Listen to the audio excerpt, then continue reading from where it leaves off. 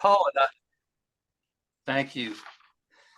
But we, Paul and I, Paul Bonoyan and I were up in Lansing just on Thursday and got to hear Representative Pohatsi sort of do a very humble introduction because she's saying, we want to hear what the doctors have to say about this Reproductive Health Act. But Lori's a person that's quite impressive for all of her commitments. And she is currently the Speaker Pro Tem for the House. She sits on she studied at Michigan State University, worked in the fields of food safety, healthcare. She did her part in being a community activist, and she was protesting at the Capitol before she was a legislator. She demonstrated the importance that everyone has a voice in government, and that's pretty cool too for democracy. She's chair of a natural resources and environmental committee, and she's a member of the health policy subcommittee on behavioral health. So those are enough biographical things to show you that Lori's kind of involved and quite an activist, legislator. So again, thank you, Lori, for being here. So Lori will be doing our presentation on the new Reproductive Health Act. And so take it away, Lori. Thank you so much for having me, Randy. And thank you all for joining me this morning and allowing me to talk to you about the RHA, the Reproductive Health Act. So as Randy mentioned, we had our first hearing ever on it this past Thursday. This is the third time that this bill package has been introduced, and each time it has fallen by the wayside. But obviously, dynamics have shifted in Lansing, and also with the passage of excuse me, Prop 3 last year, it's more important than ever that we finally get the Reproductive Health Act passed. So speaking of Prop 3, a lot of folks, I tend to think not very many on this call, but some folks in the state thought that abortion access was kind of a settled question after Prop 3 passed. We have this constitutional right to reproductive freedom, including abortion, in our state's constitution. But the fact of the matter is we also have what's known as TRAP laws on the books. So TRAP is targeted restrictions on abortion providers, targeted regulations on abortion providers, excuse me. And those were put into place in the last 15 years or so to disproportionately impact only abortion providers. So I want to be very, very clear. We are talking about laws that apply only to abortion, no other type of healthcare in our state. And the purpose of those laws was to make it more difficult for clinics to open, make it more difficult for patients to afford or be able to get to those clinics, and therefore make abortion less accessible for people in our state. And that's a problem because, it's been a problem, right? We want to make sure that people can access the healthcare they need. But with the passage of Prop 3, it became an even more acute problem because a right isn't really a right if you can't access it. And voters were very, very clear. They think that abortion is something that should be protected within our state's constitution, which means that it should be accessible for folks. So the Reproductive Health Act repeals a number of onerous restrictions and medically unnecessary regulations on abortion providers. So things like 24-hour mandatory waiting periods. I want to be clear, there's no other healthcare in the state of Michigan that requires a patient to go to their doctor, undergo the informed consent that is part of every medical procedure, and then wait 24 hours. There's also state-mandated medically inaccurate information that has to be handed to patients when they go to an abortion appointment. So things from looking at photos of dead fetuses, and I venture to say supposedly dead fetuses because unfortunately we know that a lot of those images are actually not even accurate. Information about parenting and adoption and other options, which again, to be clear, part of informed consent when you go to any medical procedure is talking about the procedure itself, other options that a person may have. And as was brought up in the hearing on Thursday, not necessarily everyone, but some people who are going to receive an abortion don't really want to be there. And it's very, very cruel for them to have to see information about parenting and adoption for a pregnancy that they would continue if they were able to. There's no demarcation about, who is receiving this information. If you are going in for an abortion appointment, you have to receive this information. And again, there's no other procedure that the state mandates that people see any type of state provided information.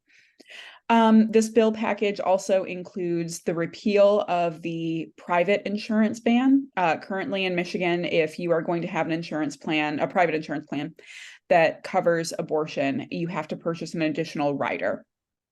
If you do not, so again, if you are someone who is not planning on having to have an abortion, and you do not have that rider, we heard people who then had to face $10,000, $26,000 hospital bills, because it's not just the procedure at that point, it's the other associated medical costs as well. And if you are on Medicaid, you currently cannot get any coverage, period, for abortion procedures. So this bill package repeals that as well. That's the overarching view of all of it. On Thursday, as Randy mentioned, I wanted to focus really on the doctor, the provider, and the patient perspective of all of this. When these laws were put into place, we didn't hear from doctors, we didn't hear from patients, we just heard from politicians who had very strong opinions on whether or not people should be able to access abortion, and they were asserting their opinion and their will and their preference on their constituents. So that's why I thought it was so important to hear from doctors and people who have been impacted by these laws. So that's the long and short of it, but I would love to take questions on any or all of this.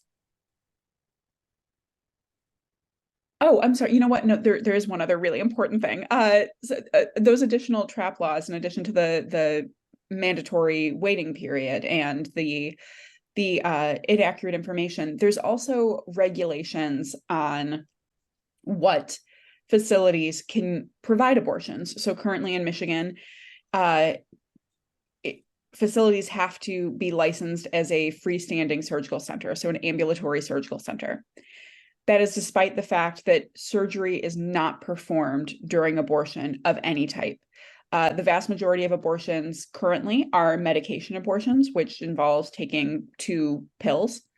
And even procedural abortions do not involve surgery. This was a point of contention during the hearing. It appears that one of my colleagues did not realize that abortion does not involve surgery. There's no incision made or anything like that. So requiring that facilities be licensed and have the equipment for a surgical center has led to what we refer to as an abortion desert. If you look at a map of where there are clinics available, anything north of just slightly higher than mid-Michigan, there are no clinics. So if you were in northern Michigan, if you were in the UP, you are going to have to drive hundreds and hundreds of miles, up to 7 hours, to access a clinic, because these restrictions are too onerous and, again, completely unnecessary for many places to open and be able to afford to open and stay open.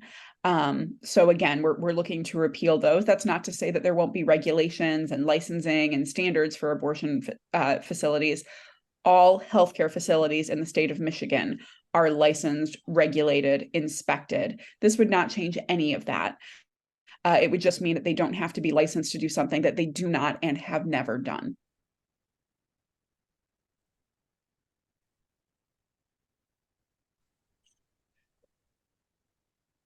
So are we ready for questions or comments or discussion? Not if there's anything else you want to share right now, but maybe you could share, well, after people ask their basic questions, I got a kind of a question about what's next after the hearing that was held on Thursday, but that maybe could come in a little bit later, perhaps. And also our group does take positions on issues. And I'll just say from the standpoint of Representative Pohutsky is that the Gray Panthers were on record and took action to support Prop 3. So we were, on board with that. And this is kind of like a cleanup, important cleanup job. I see Jan Bendor's hand. Thank you, Randy. I was the co-founder of the Women's Crisis Center of Ann Arbor in 1970. We had to drive women to New York State for abortions. I could still probably drive to Rochester in my sleep. It's a lot of miles, and it is no fair for anybody to have to drive a lot of miles for what I view is an emergency procedure. Any woman who is seeking abortion care is in an emergency. And I would not compare this to just any medical procedure. Would you have to wait 24 hours to get treatment for a gunshot wound? Right. Hell no. Right. So I think we need to change the picture. And as many brave women have been doing, who have been coming forward and talking about their near-death experiences in the last several months from not being able to access care. And I personally suffered from a Catholic hospital's attitude, and they would have sent me home to bleed to death in a miscarriage. Thank you, ACLU. They sued them for this practice. I don't know if they're going to try to continue it now with the Dobbs decision or not. But the amount of ignorance in the country, as you point out, from the people who thought there was surgery involved, is just stunning. Ignorance on all levels about this. So I guess one question that I would have is what can we do as veterans of these fights to continue to make people aware of the reality of what women are going through, and that every person who seeks abortion care is in an emergency. This is not a trivial matter or some matter of, using abortion as birth control, as I've heard over and over again. The trivialization of what is being dealt with. How can we get behind this and get the public to wake up that we cannot allow people with gunshot wounds to be rejected from emergency rooms? This is ridiculous. I mean, my first request for all of you is to contact your legislators and let them know, regardless of what side of the aisle they are on, let them know how important this is. Tell those stories. Because I would love to say that, we have a pro-choice majority in the House and the Senate, and I would love to say that this is a slam dunk and everyone understands, how important this is and why we need to repeal these things. That's not the case.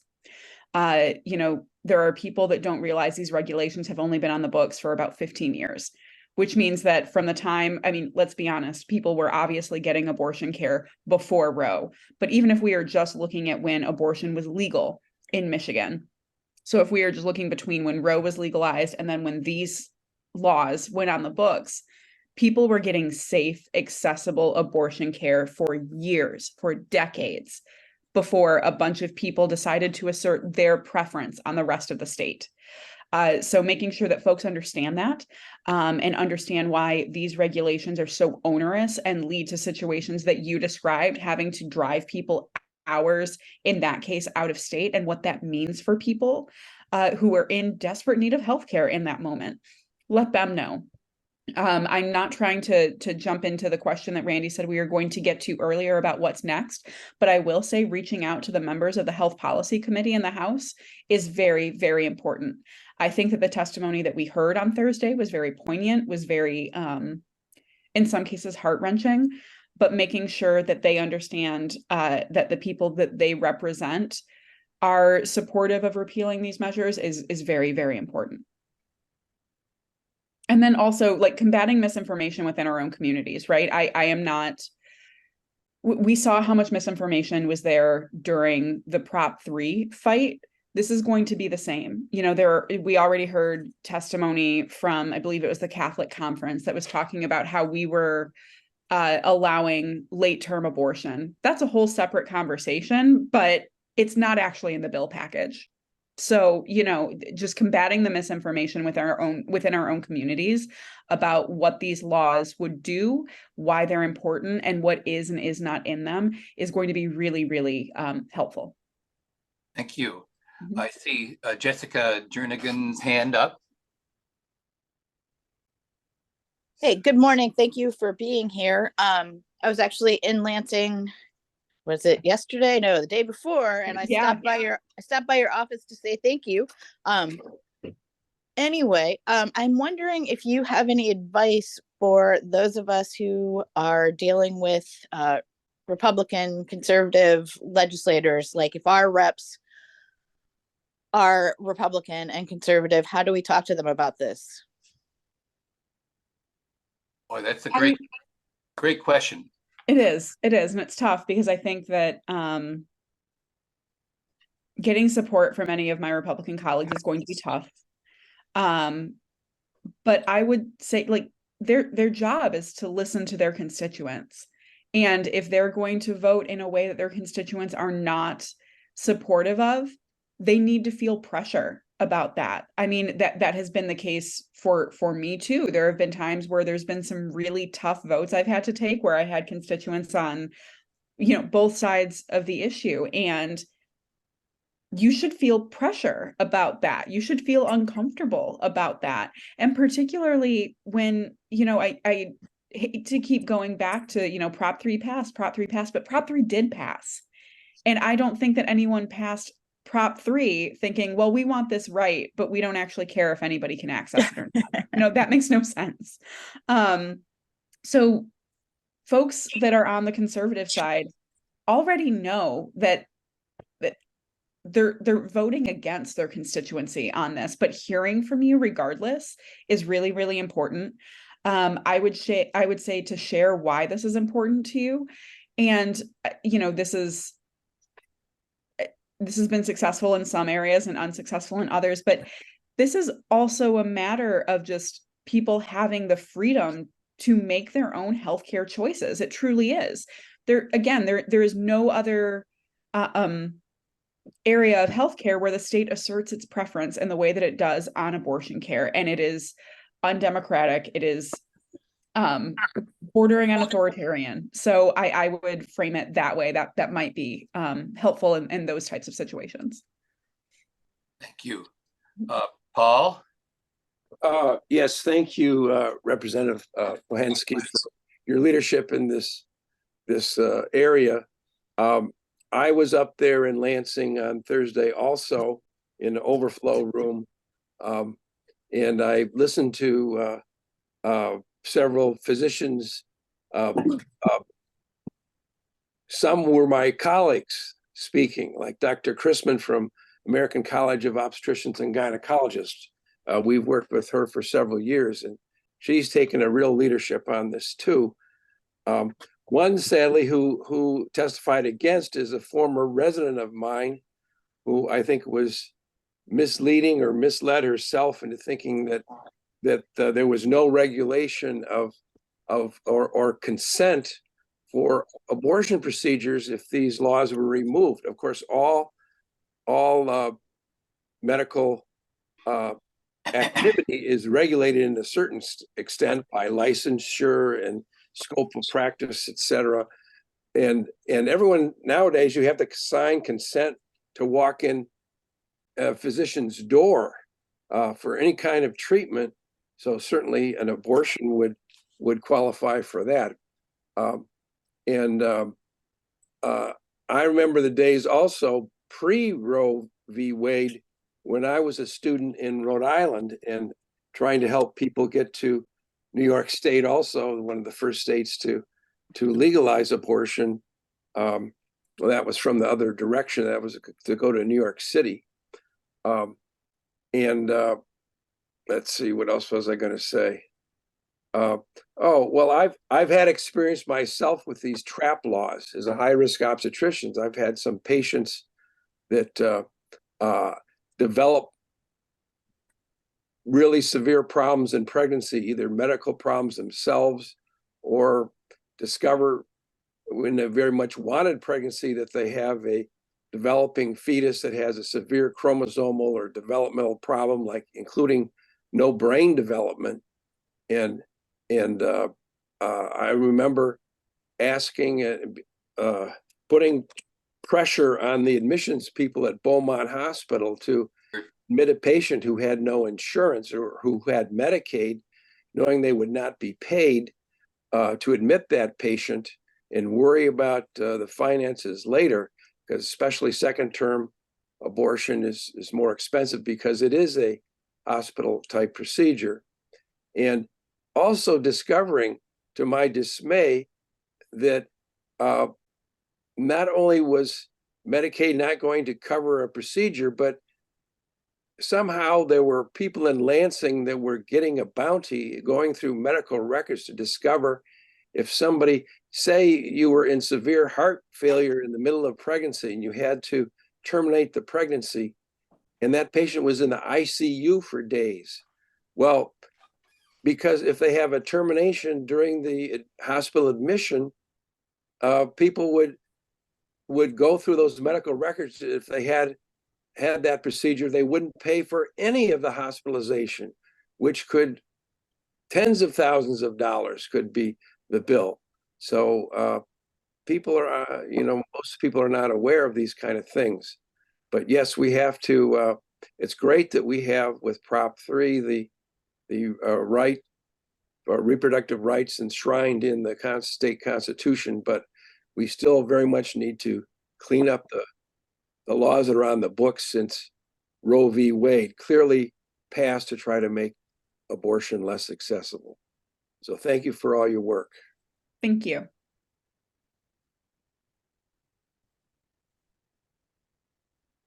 Are there some other questions for Lori? I've got a couple of my own, but I want you all to have your first shot at asking a question too. Yvonne has a question.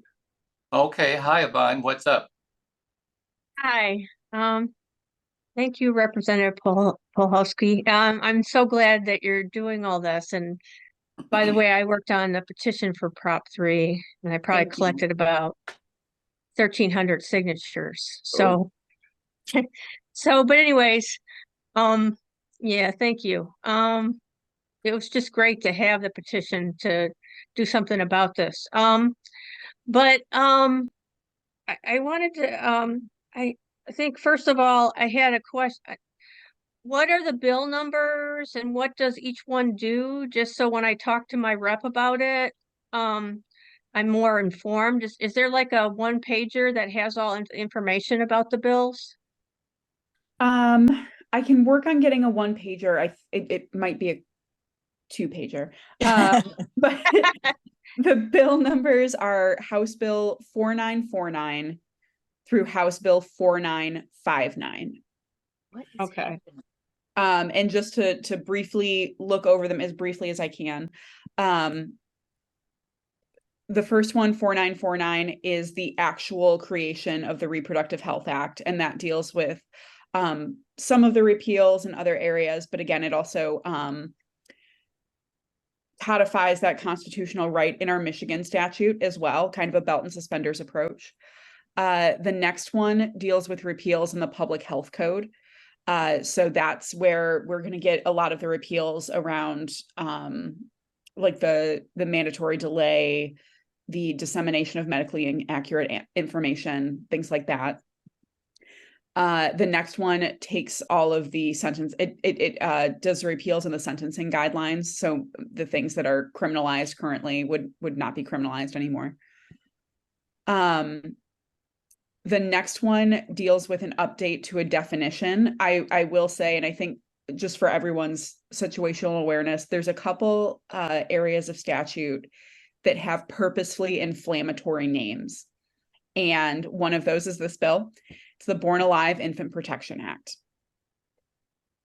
Yeah, exactly. A lot of people are reacting the same way that I am. The only change that we are making to that is updating a definition to make it a medically accurate information of abortion.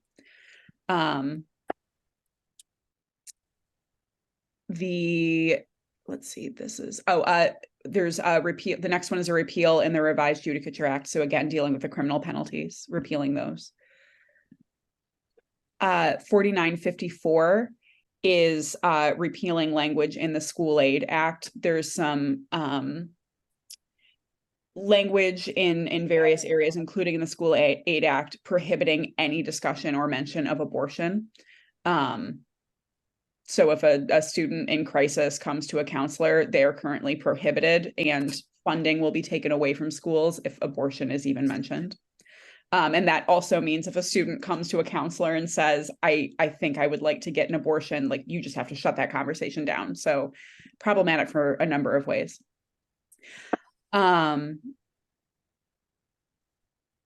Occupational code is that the repeals in the occupational code in 4955 that deals with disposal of fetal remains. So things that require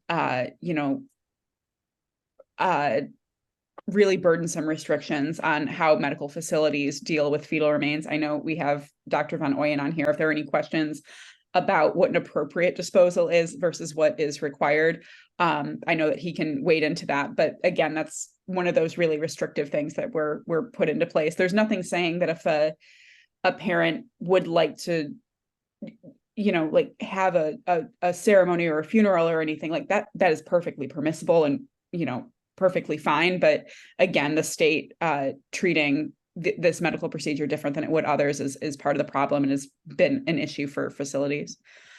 4956, this is another one of those incendiarily named statutes. It's the partial birth abortion statute. So it's updating the definition of abortion in there as well.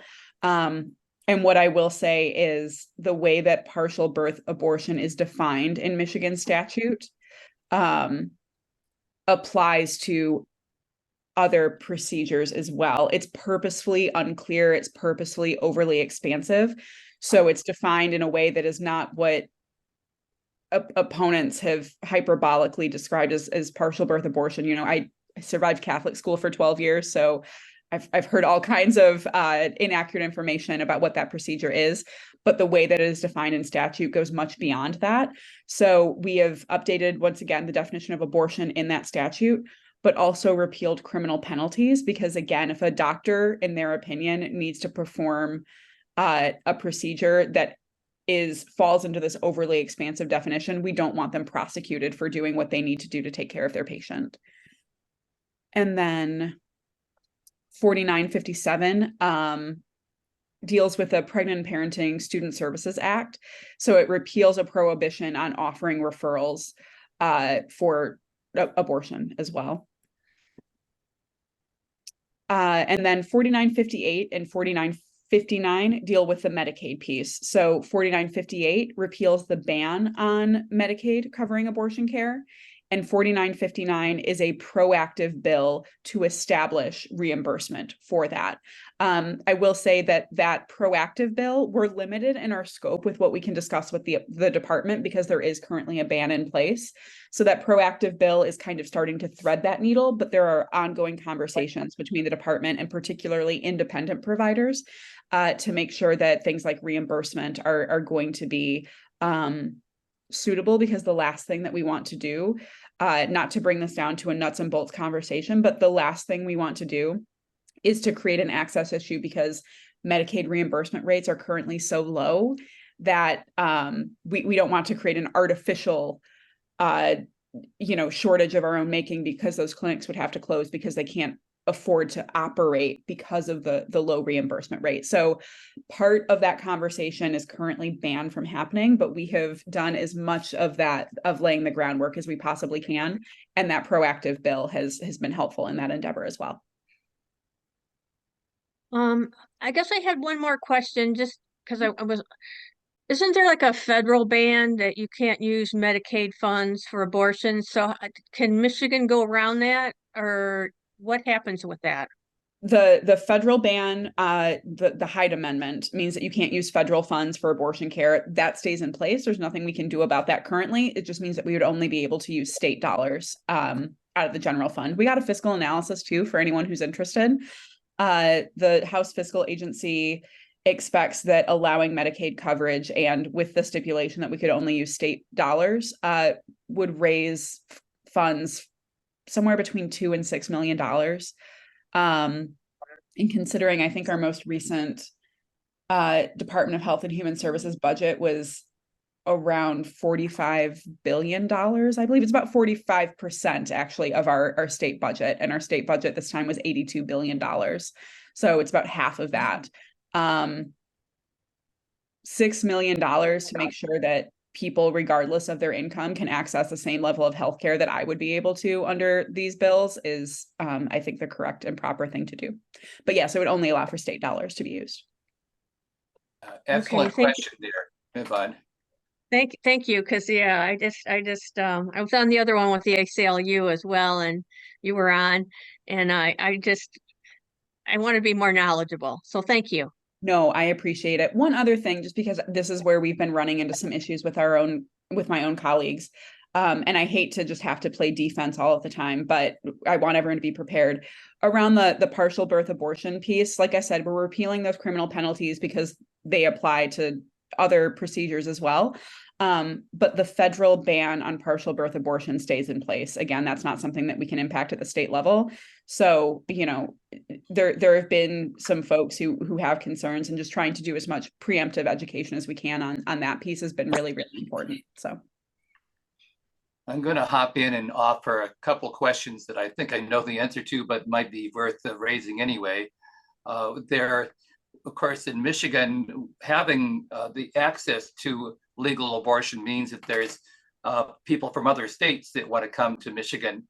And how do some of these laws impact people? Let's say if they're coming to us from Nebraska or coming to us from, Ohio or other states like that. How are some of these barriers affecting people who are not Michigan residents? And I guess my second question was, what about people in Upper Peninsula or people in further, how come they have problems even getting to an abortion clinic? So those are my two access questions. There's affordability questions with Medicaid, but access questions have to do with access to the clinics. those are great questions. So in terms of us having patients from other states, states that have abortion bans in place are often sending people to other states, and those access states, as those with legalized abortion are being known as, are seeing an increase in patients from out of state. Here in Michigan, we've seen roughly a 16% increase in out-of-state patients coming here, and that is significantly lower than other access states. That is because Michigan is not a place that people are sent to as frequently as others because we have these trap laws in place.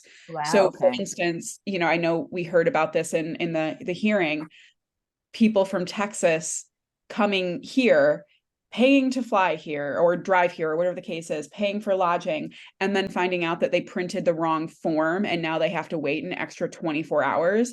And it's worth noting, and I almost don't like to bring this up because, like, I don't care what your reason for needing an abortion is. I want you to be able to get one.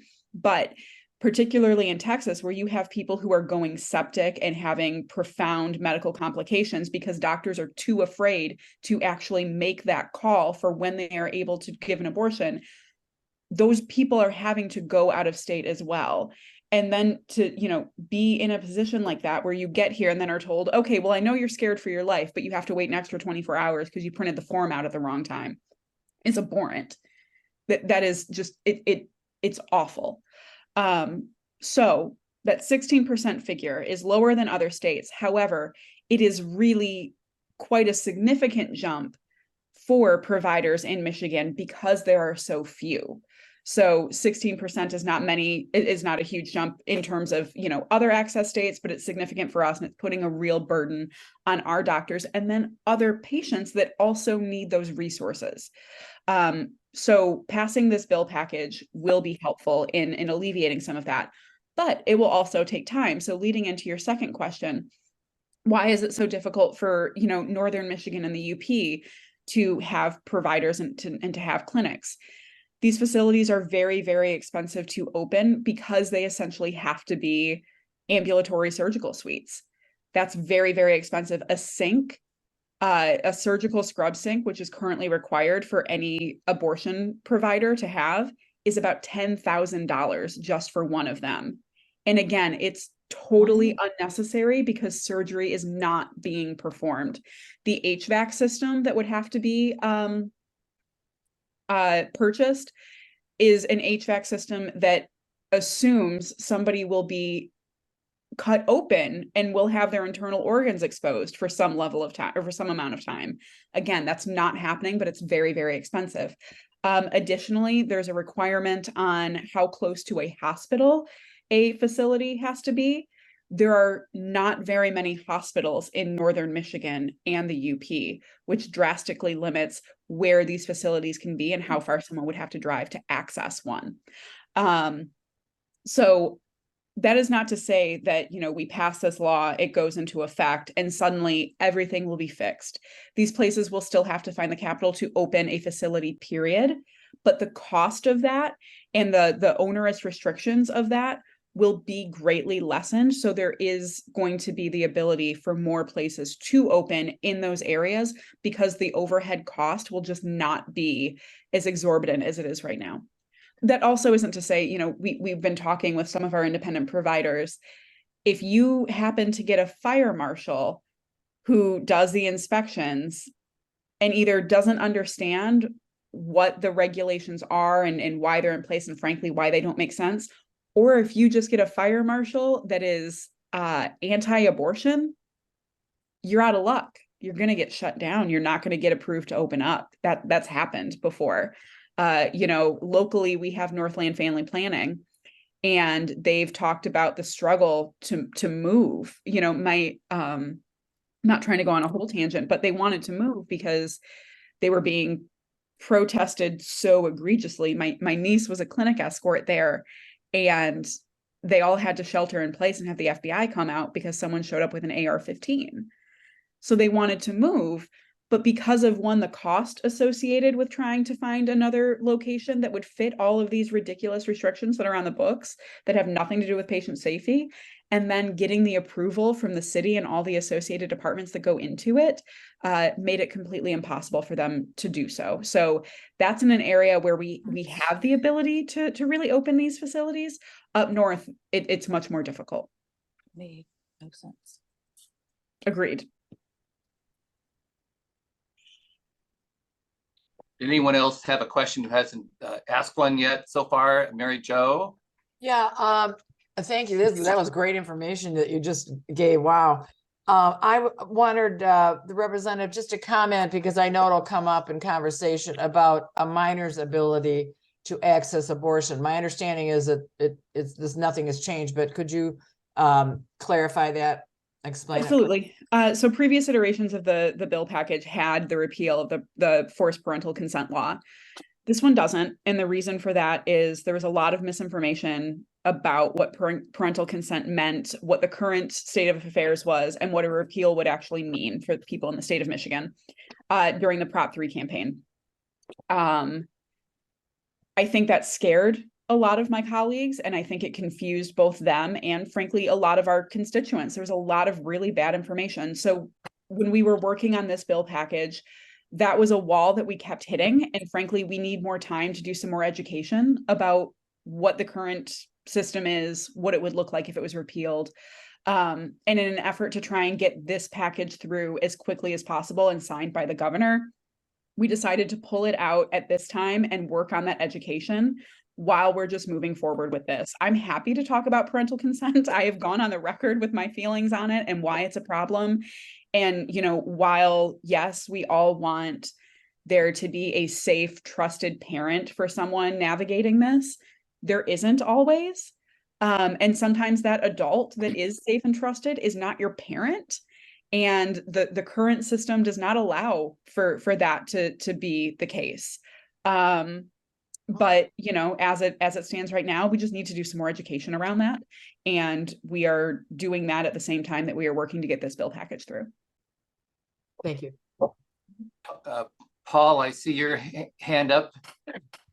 Just a couple of quick additional things.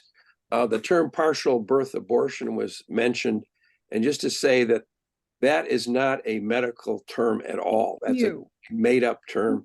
It's not in our textbooks. It's not something we teach our residents or medical students.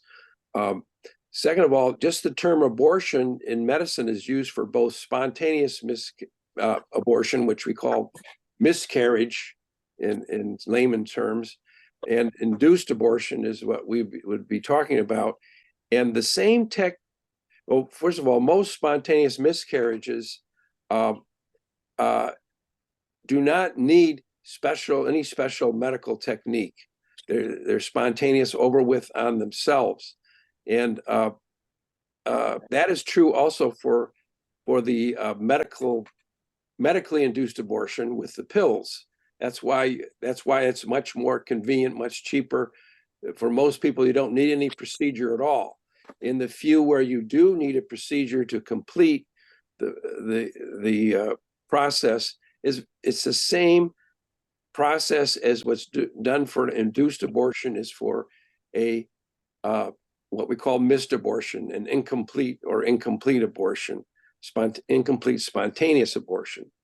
So those are the same, and doctors need to be trained with that. And that's a problem too. Many OBGYNs, including high-risk doctors, are fleeing states with these severe laws, and we're going to see higher maternal mortality rates for a variety of reasons, but that's going to be one of them. Lastly, what was I going to say? I've forgotten now. What was the last thing you were talking about? Parental consent was the last question. Parental consent. That's right. And ironically, of course, if a minor is denied an abortion, then of course she eventually is considered a emancipated minor because she has to make decisions for her own child that is eventually born, or even in things happening later on in pregnancy, like issues of say she needed a cesarean section, she would have to give permission and so forth. So it is totally inconsistent, this whole parental consent business. And what one question to you, Lori, is in the past, is it still the case that a minor could seek permission from a judge in the judicial system, which of course is a big hassle, but exactly. But that is possible. It is possible. It's become more politicized. So, recently, and this wasn't in Michigan, but it was one of the surrounding states. Recently, a minor navigated the courts and was successfully able to get before a judge. And I just want to say, like, I am 35 years old, and the thought of having to get a court order for anything overwhelms me. I am not a pregnant minor. Like, I can't imagine having to navigate all of that. But this young person did manage to get before a judge and was requesting judicial bypass to receive an abortion. And the judge denied it by saying, well, you're so mature, you managed to get before me. Surely you're mature enough to raise a child. Jesus. So, right, exactly. So it has become. Realize she wasn't ready to raise a child. Right, exactly. That's my thing. Then she is also mature enough to recognize that this is not what she wants to do. But so I mean, this has always been the case, but I think we're seeing an uptick in a judge's personal anti-abortion beliefs playing into the judicial bypass decisions, and therefore their denials. So it is still in place. But I think that's part of the education that we have to do with people, because people assume, oh, well, if you get up in front of the judge, then they probably just say it's fine, and that's definitely not the case. So Jan? Thank you. I wonder if I think there's 4 other states that allow state Medicaid money to be used to pay for low-income procedures, and I'm wondering if they have had problems with this, or people trying to interfere with this, because the money is a really big deal, and for people to be able to afford healthcare is a big deal, no matter what. We looked at what other states did and what challenges they had. Frankly, the challenges that were most raised for us wasn't really anyone interfering. Although, I mean, I will say that is a possibility, right? Like, we have a very narrow pro-choice majority right now. If in the future anything changes, that ban can go back into place. Any of these laws can go back into place. That, I mean, that is just, I'm not trying to be an alarmist here, but that is something that keeps me up at night. Any of the things that we have done thus far in this term can and likely would be overturned quickly. So, you know, bans can always go back into place. But the biggest issue that we heard was frankly an order of operations thing. So, you know, lifting the ban, but not trying to deal with reimbursement rates more proactively. And then that limiting of access because facilities weren't able to keep their lights on and stay open. Which is why we're having a proactive bill as well and are trying to have as many conversations as we possibly can proactively to get that addressed and get ahead of it.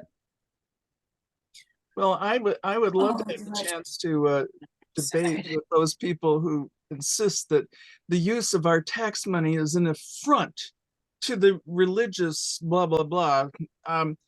And I have successfully challenged a number of these people. Show me where in your religion or any religion there is such a prohibition. And you know what?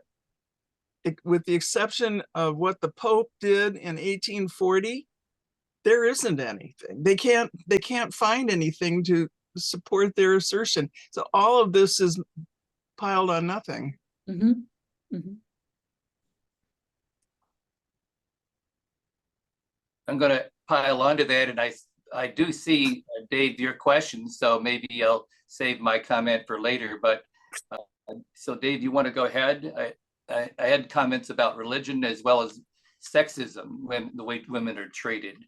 But Dave, what's your question or comment? Well, I've been a escort from Planned Parenthood for years, and I can't remember ever seeing an opponent, a right to lifer that wasn't religious connected. My faith doesn't believe in abortion, so I changed my faith. It's something that for me, the young people today, I think that the people that are going to be supporting it are going to be fewer and fewer over the years. And as this old fart goes, there's going to be. I got 4 grandchildren, and all 4 of them are they're not religious. That's one of the problems. But all 4 are very pro-choice. That's not pro-abortion, but pro-choice. A woman should have the right to choose. I'm done. Thank you. Good. I'm glad you brought that up. And I see Rich's hand up, and we got room for a couple more questions here, and then we're going to say thank you for an amazing conversation. Rich. Yes. Thank you very much. Very informative. I'm a United Methodist clergyman, so I'm interested if there are other clergy or a clergy coalition who are backing reproductive rights. Do we have any allies out there? We do. Yeah, we do. There were some that actually came and put in cards of support. I know, oh my goodness, I'm going to blank on the name. But I think the Jewish Interfaith Coalition is one of them as well. But no, there were people that came and put in their cards as their organization, like their religious affiliation, like for reproductive rights. So yes, they definitely exist, and they were on the record as being supportive, which was really, really great. Because again, like your faith is your faith, but your faith doesn't dictate what you allow other people to do. And it was really, really great to have folks come say that. Okay. Yeah. Could I just mention the United Church of Christ also supports reproductive rights. And in fact, that was our first resolution at our recent National Synod. And in fact, at that synod, we honored it was in Indianapolis, and we honored the Indiana OBGYN who performed an abortion on the 10-year-old from Columbus who moved to Indiana, and the Indiana medical board sanctioned her for taking care of this patient, in my view, totally unreasonably, fined her $3,000, and our church contributed $3,000 to the Indiana right to abortion fund. I can't help myself, but I've got to say that Paul is chair of the Interfaith Reproductive Justice Coalition with my other organization. And we had filed an amicus brief last fall on behalf, we had people from around 140 clergy from maybe 12 different denominations. So you were one of those folks, Rich. So I have a database of clergy who from many different religions that support women's right to choose. And so we submitted also testimony from this interfaith coalition that said that we believe in women's right to choose. We believe in the worth and dignity of women. So it's part of our religious beliefs that women should have these rights. So I just wanted to say that because that's been an important part of my advocacy lately. So I guess we have a couple more questions here, and then we're going to have to say thank you. But no, I guess there was the next step was also what can we do? So maybe Jessica, you can ask a question, but I think we need to know what next steps are beyond talking about the problem and the bills. So Jessica, can you give us a little short question? Hopefully. Yeah, it wasn't even a question. I just wanted to give a shout out to my own faith. I'm a Unitarian Universalist church member, and that's something that I've brought up a lot living in the area where I live, is that reproductive justice is entirely consistent with my faith. That, you know, the conservatives who do not want people to have access to abortion don't get to claim the mantle of, you know, religion, because as you just pointed out, there are plenty of folks who feel that, you know, this kind of autonomy is absolutely consistent with their religious beliefs. That's all I wanted to say. Thank you for saying that. I happen to be a UU advocate, so there we're on the same team there, Jessica. Awesome. Lori, what's the next steps for taking this ball forward? Because it has to be voted on yet. And, it does. And do you have an idea when that might be coming up? And then this Gray Panthers can take a position here that, of course, that we support these bills. At least I'm going to be recommending that to our board after this meeting. But what are some advocacy steps for taking, and it's got to go beyond the House as well.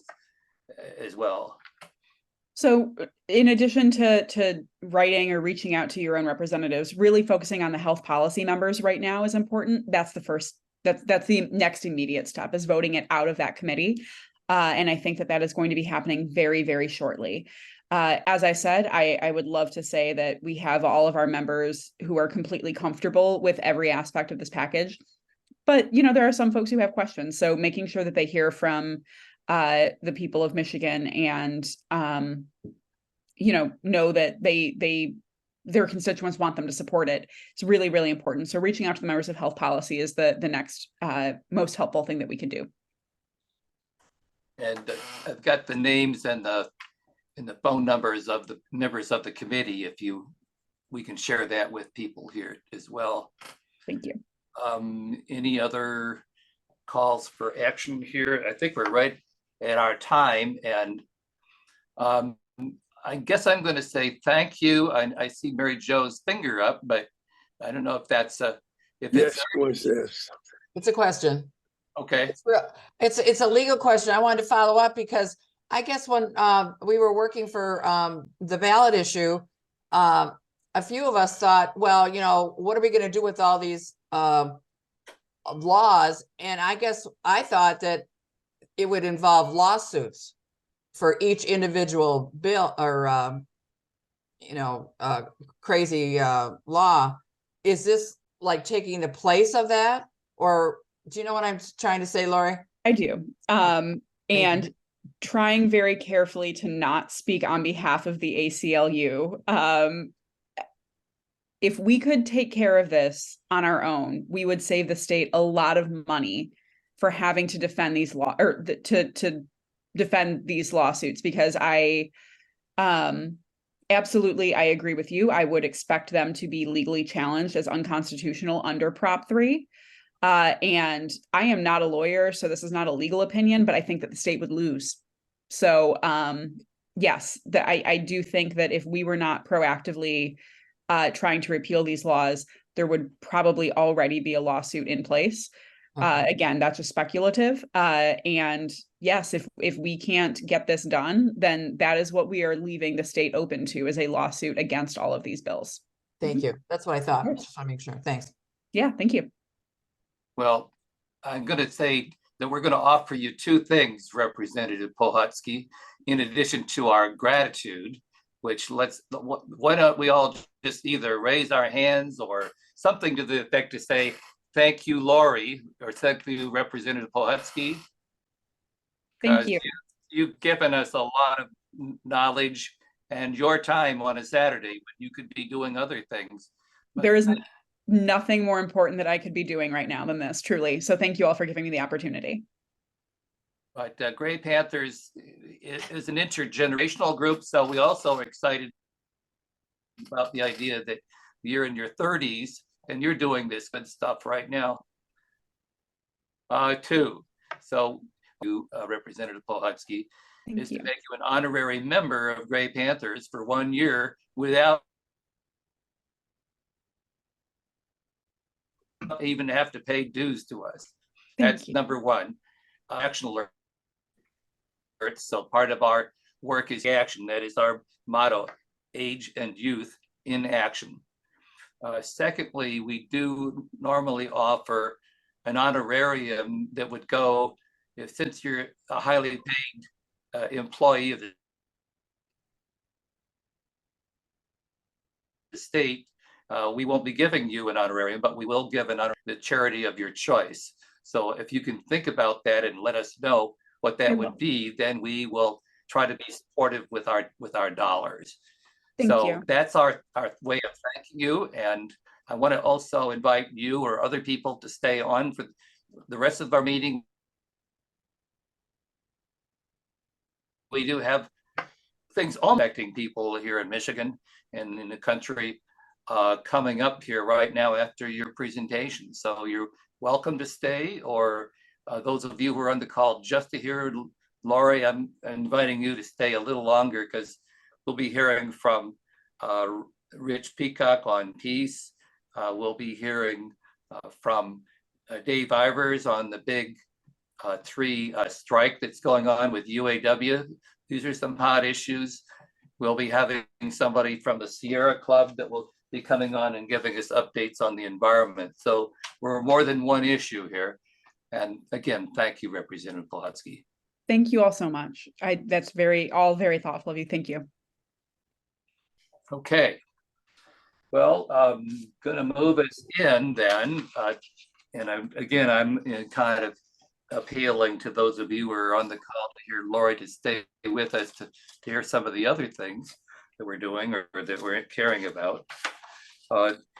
We have, happen to be the chair of a group called the National Council of Gray Panther Network. So there's Gray Panthers all over the country, and we have a council that meets every month to talk about issues. And one of the issues that actually could come back to this to haunt us as well is the Republicans have a budget proposal. We're facing a government shutdown, almost certain to be some kind of government shutdown, the way the folks are the House Freedom Caucus. And we had a whole budget deficit limit last summer where we took advocacy to urge that they protect the rights of low income people, of moderate income people, and all those things. They're proposing like a 22% cut in the federal budget. And some of those other little rider things could also be anti-abortion in that budget bill. So it's something to think that it's not just a Michigan issue, but it's a national issue. I'll just say that there's 2 or 3 things that the our Issues Committee will be meeting on Monday. So here's some of the things that we're working on. One, we will be supporting a ban on assault weapons. And there are some national bills that have, like in the House, over 205 co-sponsors, and another bill in the Senate with 44 co-sponsors. So it's an uphill battle. but I'll just say that we're also involved with that as an issue. We also will be looking at trying to protect Social Security, because even though Social Security is kind of off budget, you can't cut back on your Social Security. They could have proposals in there that would reduce the amount of money available to Social Security offices. So it would delay the time in which you might be able to get help from Social Security due to the federal budget thing. There's also this whole attempt to privatize Social Security that never seems to quite go away. And Gray Panthers have always called for standing firm at not asking, but demanding the well-off to pay their fair share of Social Security fringe benefits. So there are 3 different bills that would protect Social Security. And it's also somewhat in sync with what the Biden administration is talking about. So that's something that's coming up here with at the national level. There's gun violence is another thing, but we've I'll just say that, let's see, we have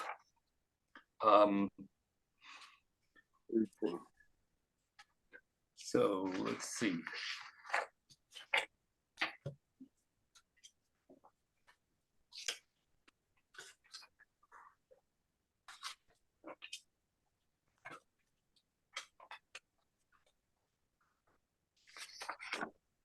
Okay, we have next presentation by,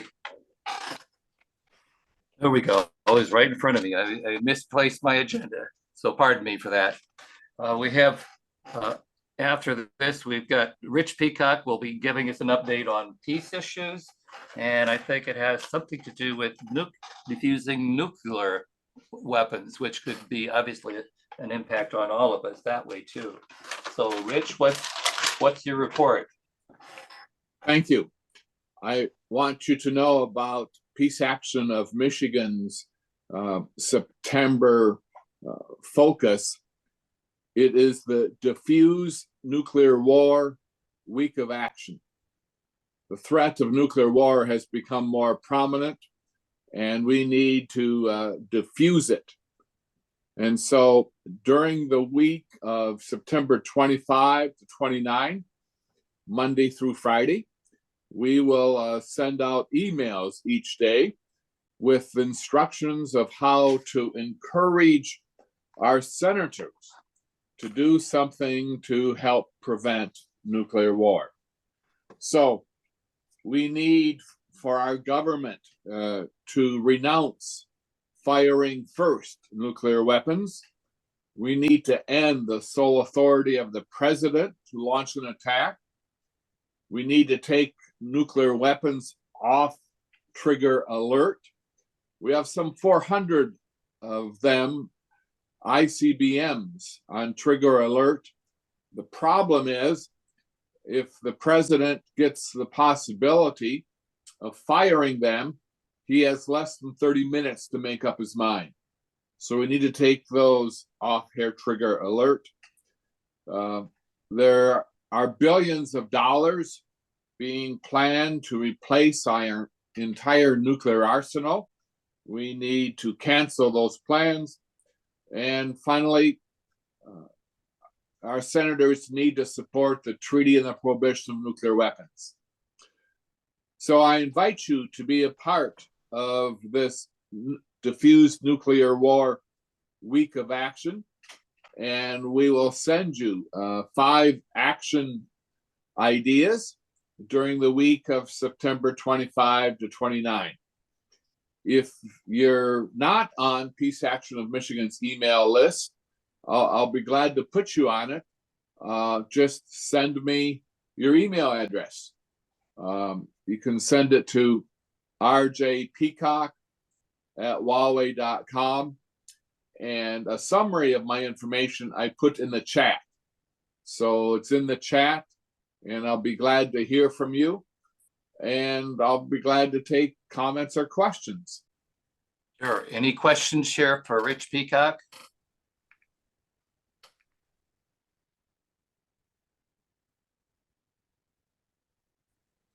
Well, thank you for the work you're doing, Rich. Peace Action has been Gray Panther has been a close ally for working for peace for a long time, and we appreciate you keeping us up to date with some things.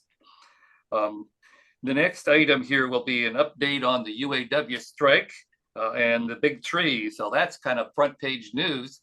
And Dave Ivers, who's a longtime union activist, was out there on the streets and would like to share his update. Good morning, everyone. We had a great presentation, and thank you, Rich. I was an old guy in submarines, and I was in conventional submarines. But the reality is that we have to stop it. You're absolutely right. I'm a proud submariner, but the reality is that we have to stop it. We have to. Now, how it happens, I don't know, but we have to keep working at it. We have to keep working at it. I was blessed to be able to be downtown last night for the rally in front of the UAW Ford Center. It used to be the Veterans Memorial Building years ago.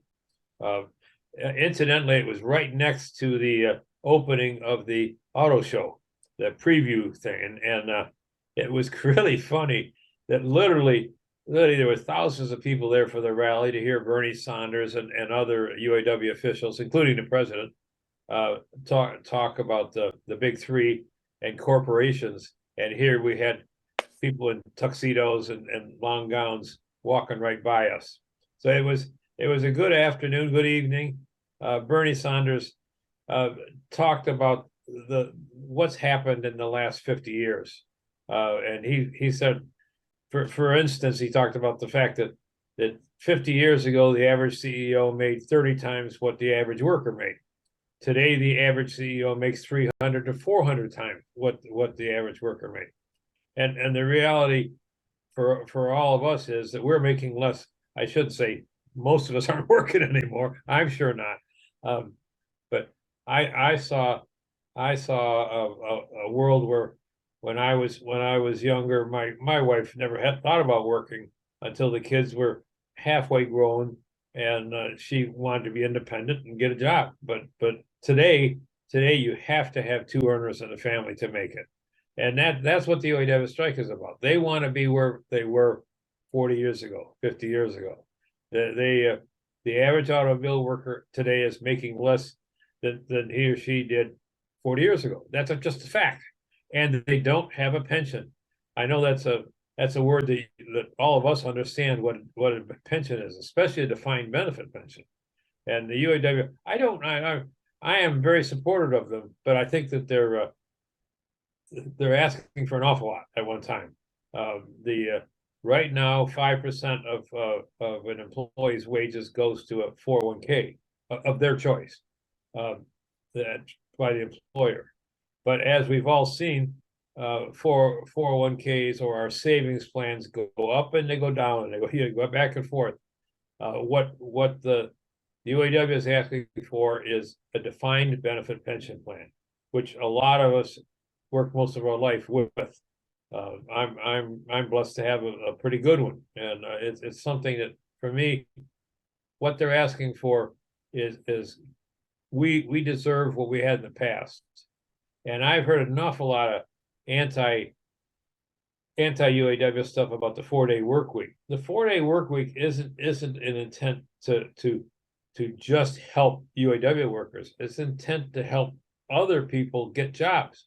If we get to Walter Reuther started it and decades ago. Walter Reuther said that he wanted a 4-day work week so people can enjoy their leisure time and have the time to go fishing, to go up north, to be with the family. But the main reason was to get full employment.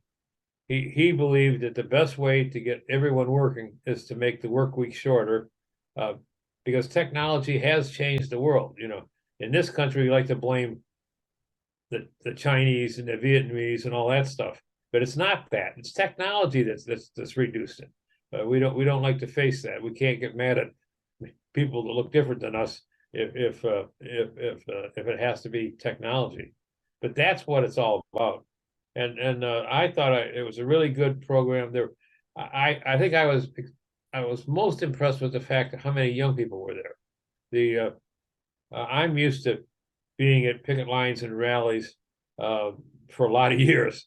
And usually it's not even the new employees, it's just the older folks that recognize how important the union is and recognize how important it is to show up. They were they were there, but last night that I would say the overwhelming majority, not overwhelming, better than 50% of the people were under 25 or 30. I mean, these are all probably third or fourth tier UAW employees that are saying, darn it, I'm doing the same work as the man or woman right next to me, and yet I'm making, in some cases, $15 an hour less, $10 an hour less.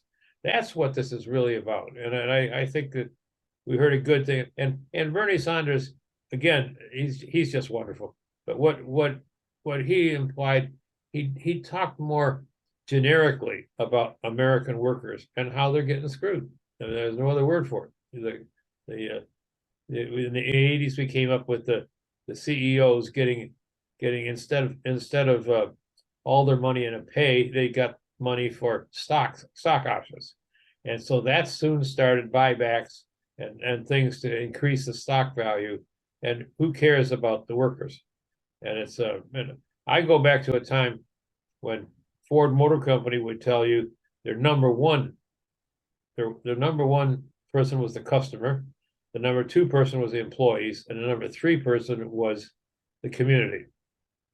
And most of us are old enough to remember when Ford didn't want to pay their fees to Dearborn, and they went to court on it because they thought they were being taxed too much. This is the reality that it changed, and well, I'm going to elaborate. A gentleman by the name of Newt, I call him gentleman, Newt Gingrich, that changed the whole thing by saying we don't need to help the worker, and so we've been slipping down for decades. So I'm very proud of what the UAW is doing. I think they're biting off a little more than they can chew, but I think I want them to get as much as they possibly can, and I'm done with that. And I got to give a little report on Social Security. I guess, is there any questions? I guess not. Randy gave a pretty good report on what's happening. The House Freedom Caucus, they're worse than the Tea Party was a decade ago. They want to change the retirement age for Social Security to 69. They want to lower the Kohler formula. It's not good now, but they want to reduce it even further. That'd be for people that are on Social Security, and you get an annual increase, and they won't even lower that more. And they want, again, what Randy mentioned, they want to cut all spending except on defense. They want to increase defense spending, and very often, that's an aside. Very often, our Congress gives the defense, mostly contractors and the military, more than they even asked for, and that's because of the crazies out there. President Biden, I think it was just Thursday night, asked that why don't we pass an interim spending bill so that we can get past this, hoping that cooler heads will prevail, and maybe the House Freedom Caucus won't have the power that they appear to have now over the Speaker of the House. That's it for me. Okay, this is a great time for questions. And Dave, you brought up such an important issue that has to do with workers as well as our Social Security. Are there some questions or comments for Dave? Are you all just sitting back with amazement here, but no, we're trying to deal with some big issues in Gray Panthers. So thank you, Dave, for giving a firsthand report on that. We did have somebody who was coming in for the environmental justice. I'm not sure that Fred Miller from Sierra Club is going to make it here unless there's somebody else that's coming in his place. So we won't have that. We did do have, one of the things Gray Panthers has been following is the right to access to affordable water. I mean, it gets down to such a really basic level. We take it for granted that we can turn on the tap and we've got water, or we can take a shower. But Paul and I have been involved with a group called the People's Water Board, and had asked Paul if he could give us a little update on, because there's so many opportunities going on right now in Michigan that it's kind of makes your head spin. But tell us more what's happening on the campaign for access to affordable water, Paul. Okay, thanks. Similarly to the Reproductive Health Act, there is a packet of bills having to do with water affordability and a right to, a general right to water for everyone. Like air, we should certainly have a right to breathe clean air. We should have a right to safe and affordable water. But this package of bills is being worked on with the People's Water Board is working with State Senator Stephanie Chang, has been the prime champion of affordable water in Lansing. And as I said, there's a whole packet of bills that are going on right now. And they would like to have a statewide water affordability program, somewhat akin to what has been started after many years of lobbying in Detroit for a water affordability plan based on income. And there actually, the bill in Detroit has 3 tiers, and the statewide bill would have 2, based on percent of poverty level, so that the lowest income group would pay no more than $18 a month for water. It's also being pegged as a percentage of income, no more than 2 or 3%, so that hopefully everyone can then afford water. Another aspect of the plan, the Lifeline plan in Detroit, is that no matter how many individuals may be in a given household, that they all be, if they're to qualify for that low rate, they all be allowed to use up to 1,250 gallons per month per person. And also, I think a very important aspect of these affordable water plans is to, if people are qualified and sign up, that they will be allowed to have their arrears forgiven.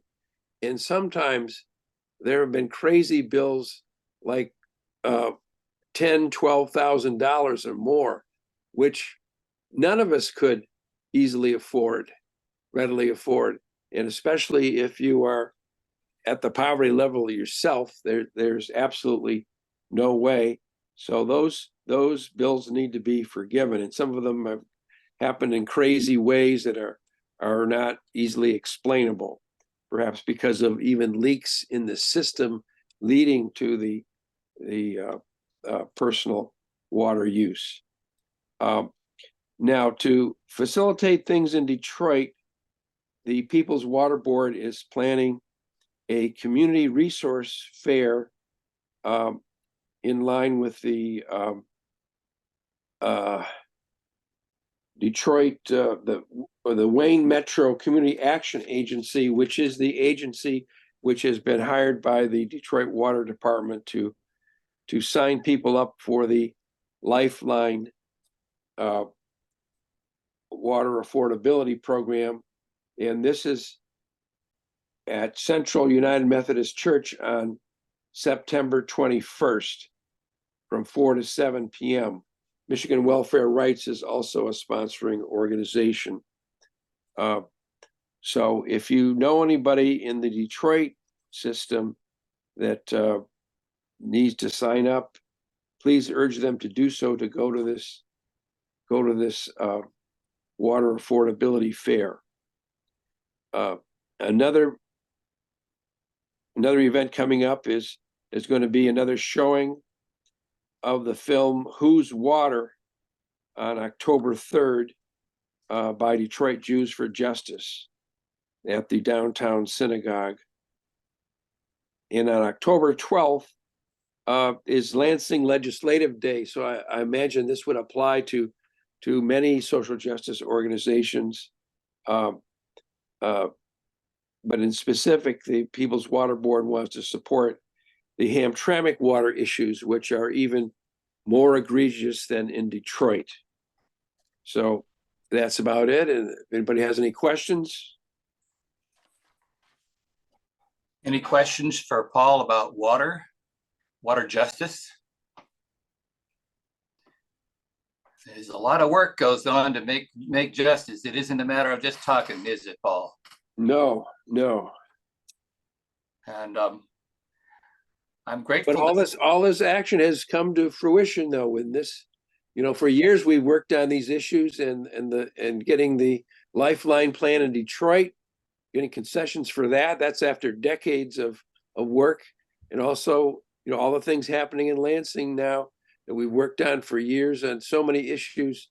We finally had a change in the makeup of the legislature, and that was, of course, due to I give credit to voters, not politicians, that ended up with the stopping gerrymandering in the state, which is a huge problem. For example, in our sister state of Wisconsin, where the Republicans have effectively controlled everything because they've gerrymandered the districts.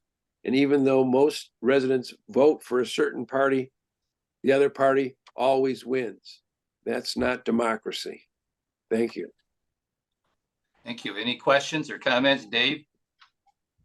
For Paul, you mentioned October 3rd at the downtown synagogue. I mean, they just went through a 2-year remodel. I'm interested in that. They're going to show them there? It says at the Isaac Agree Downtown Synagogue.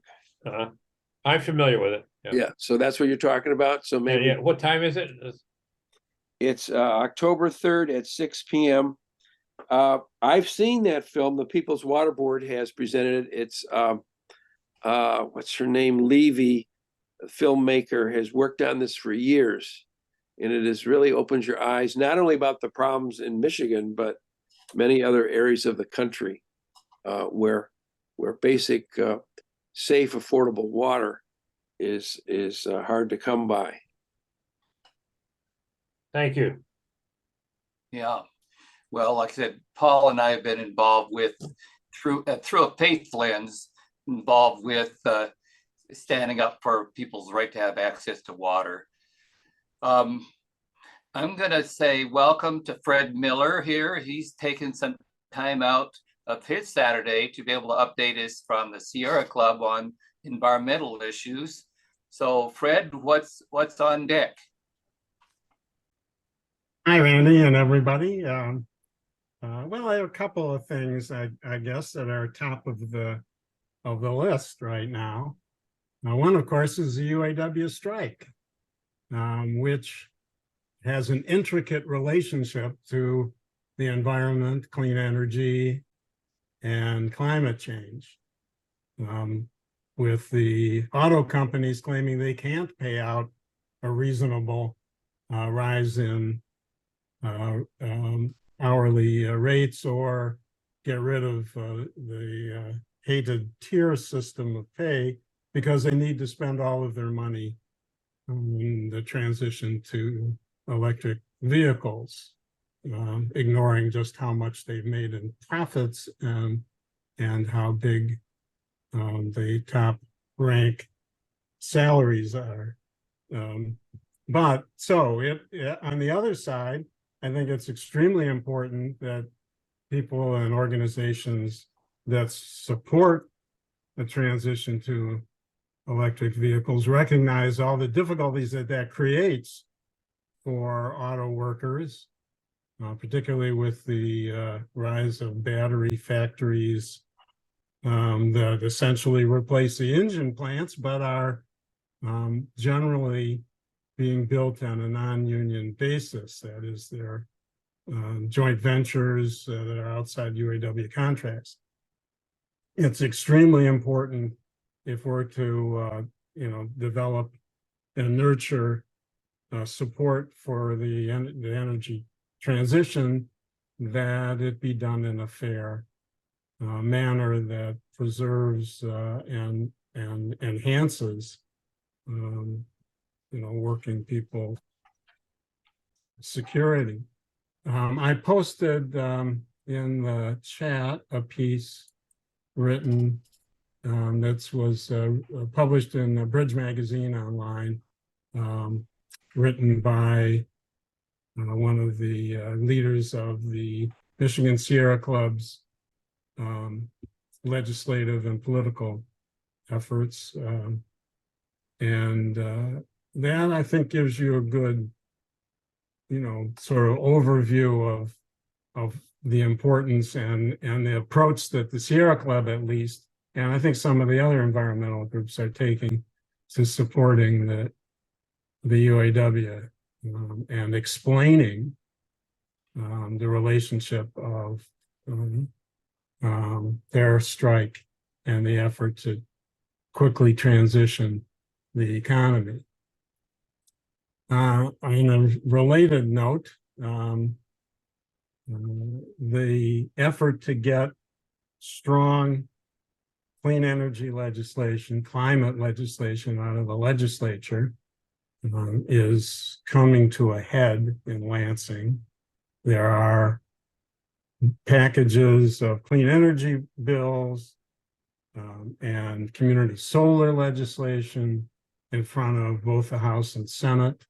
There's a lot of action behind the scenes by utilities and fossil fuel interests to into the protections that extend the timeline for getting rid of coal plants, for transitioning to 100% clean energy, make it easier for the utilities to keep using some of their fossil fuel facilities longer.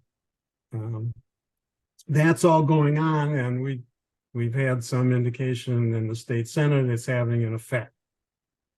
So it's really an important time to let both state senators and state representatives know that you want strong clean energy legislation that preserves the shortest time frames that have been written into the draft bills and the bills that were originally introduced as they were introduced for that transition, and gives the power to the Michigan Public Service Commission and the duty to consider and affect climate in all of its rulings. Those are like key components of these legislation. The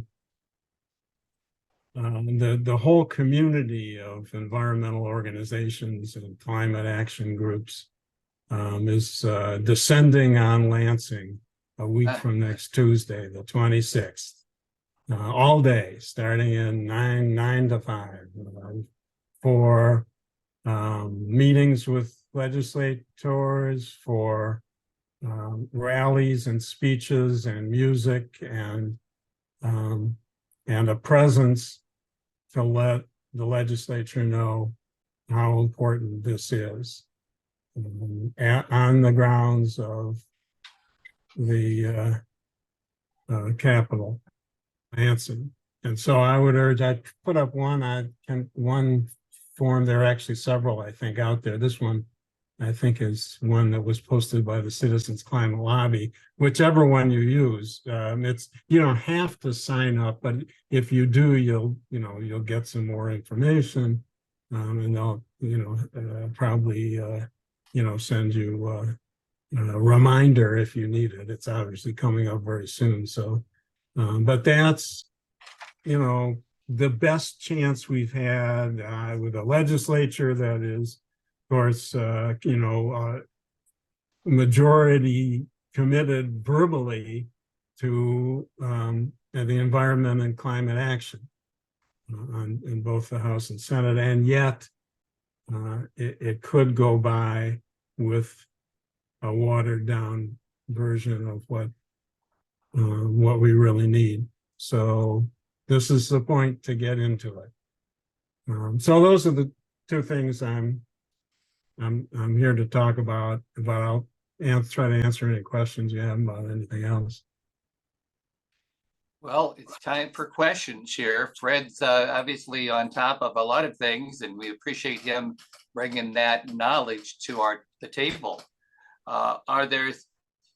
Is there anyone else who may not have thought about the connection between the big three auto strikes and environmental justice? I'm just saying I didn't automatically make the connection like I could have, and I'm just saying that's a confession on my part. But are there other people here that want to ask a question or offer a comment to Fred, because he's a volunteer like the rest of us?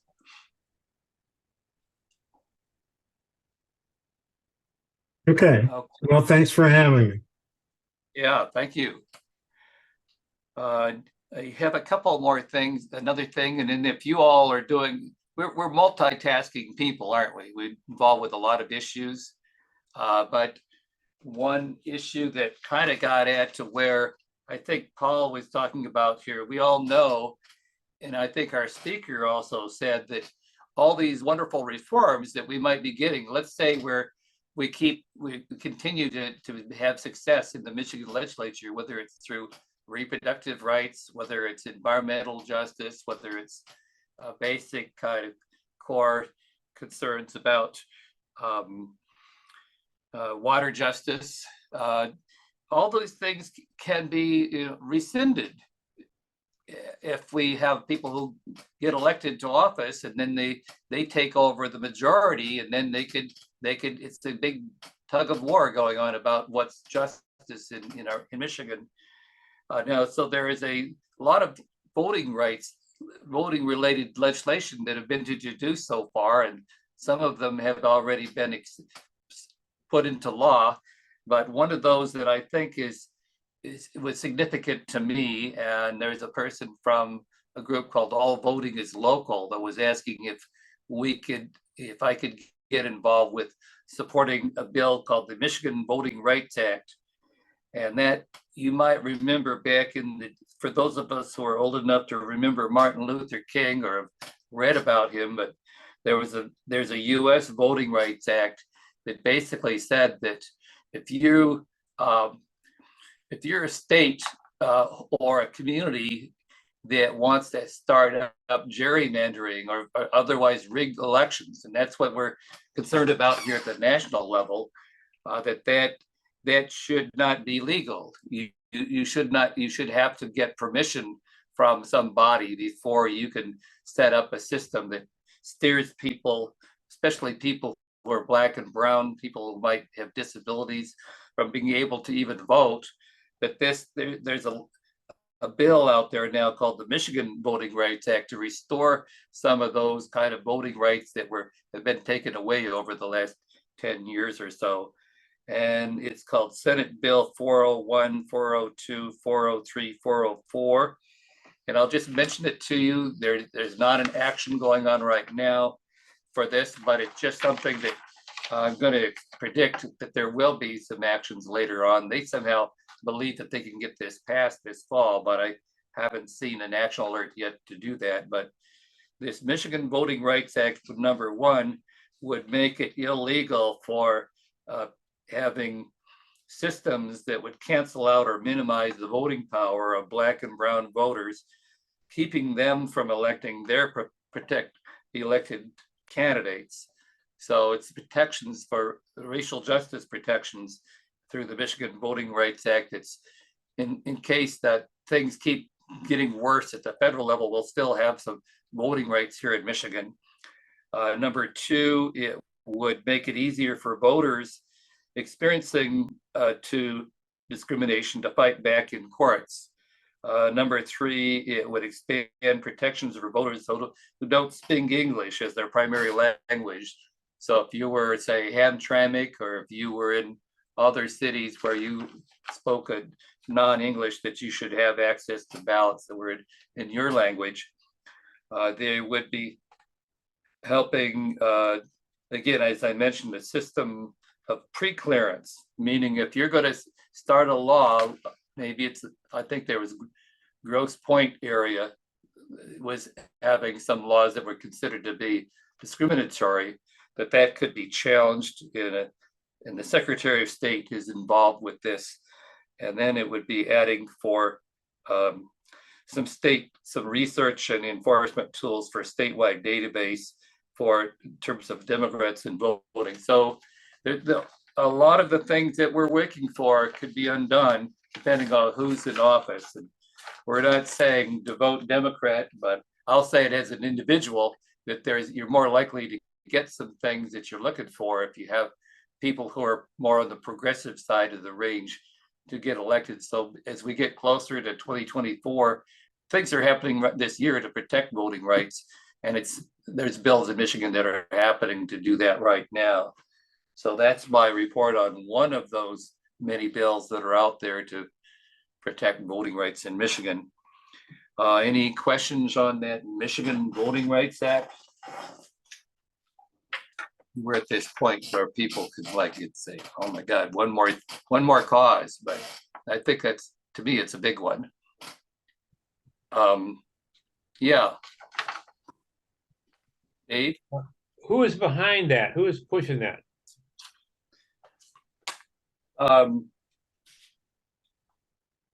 Well, it's Is it voters, not politicians? I would have to look up. I think well, there's several sponsors for this. And one of them is our state, let's see.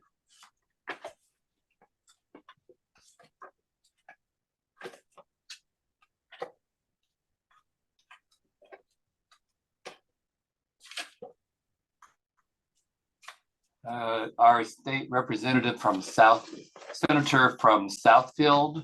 I'm not clicking on his name right now. Are you talking about Jeremy Moss?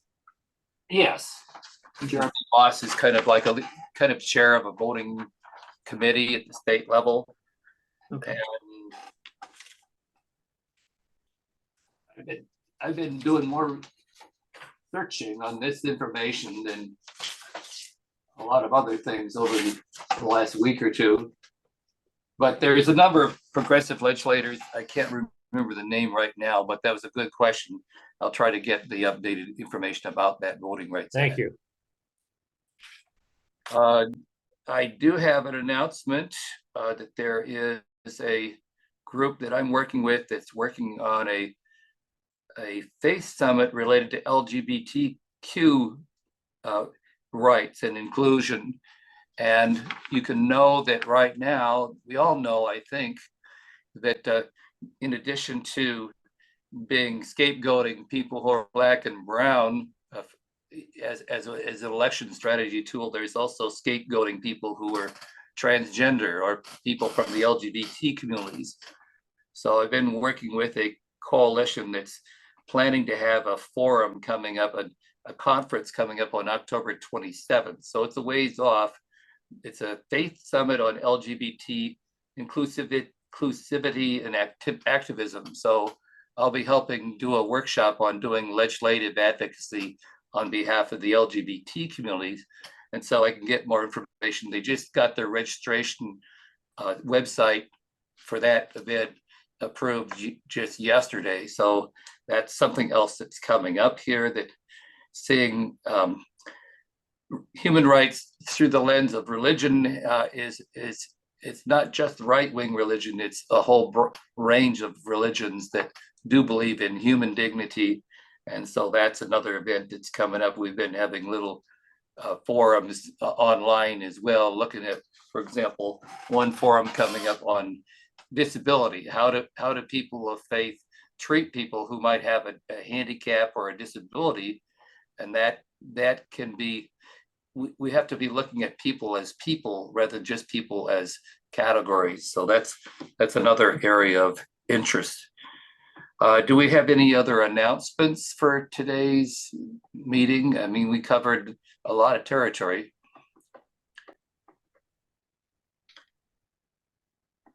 So if not, yeah. You never got a treasurer's report. Oh my gosh. Well, that comes up in our board meeting, Dave. Dave, yeah, sorry.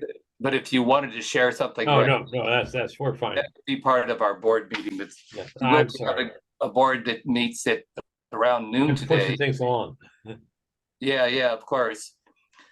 So this whole session is being recorded thanks to Danny, and Danny has been will be our secretary taking notes. So Danny Foster is our Generation Z person who's doing outreach to younger people, because you can't be just older folks talking about what we ought to do. We need to have younger people and their vision and their ideas. So I'm very grateful to Danny Foster, and I just want to do a shout out right now to you, Danny. But so we're moving ahead, and I think Gray Panthers is kind of unique in a certain way that we're looking at so many issues. There's a lot of one-issue organizations that do a good job, maybe working on gun violence, maybe environment, and there's plenty of things in reproductive justice, but we're one of those groups that tries to do a lot of different pieces. So thank you, Rich, for sticking with us as well, and also Fred. But if there's no further, we're going to record this meeting is being recorded, and then we'll be able to share that. We have Gray Panthers has a list of close to 300 people. So those who didn't show up or couldn't show up for this meeting will get a chance to see what you all have been talking about during this hour. And so we can share that online, a video of today's meeting with people, with about almost 300 people around southeastern Michigan. So again, that's a thank you. Any last questions or comments? If not, this meeting is adjourned. And those of you who are board members, it looks like we have enough board members to make a quorum here. But let's see, 1, 2, 3, 4, 5, 6, 7. So we have enough people for a quorum for our board meeting. So we're going to come back at noon to start our board meeting.